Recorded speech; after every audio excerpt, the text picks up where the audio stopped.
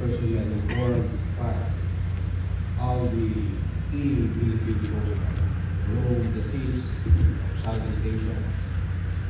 To our members from the media, friends of the Coast Guard, magandang umaga po sa ating lahat.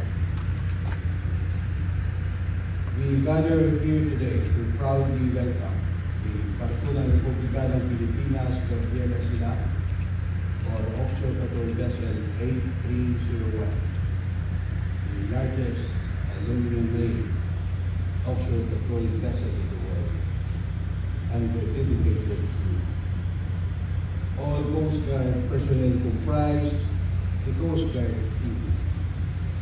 After their successful port visits and international engagements with our counterparts in Thailand, Malaysia, and Vietnam.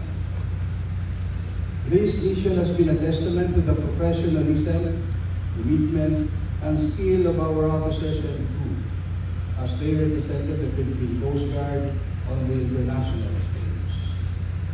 Through their hard work, they have strengthened our bonds of cooperation with our neighbors and reinforced our commitment to maritime safety, security, and sustainable peace in the region, anchored in our values as a peace, loving, and excellent mariners from centuries ago, as passed on to us by our great forebears.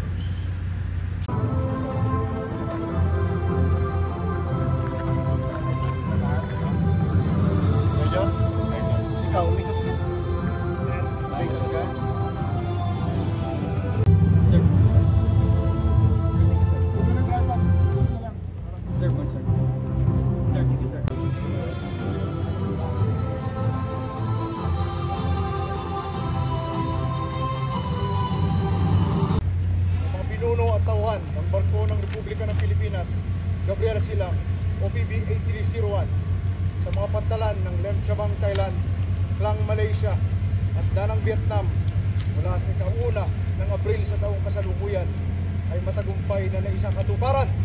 Galing!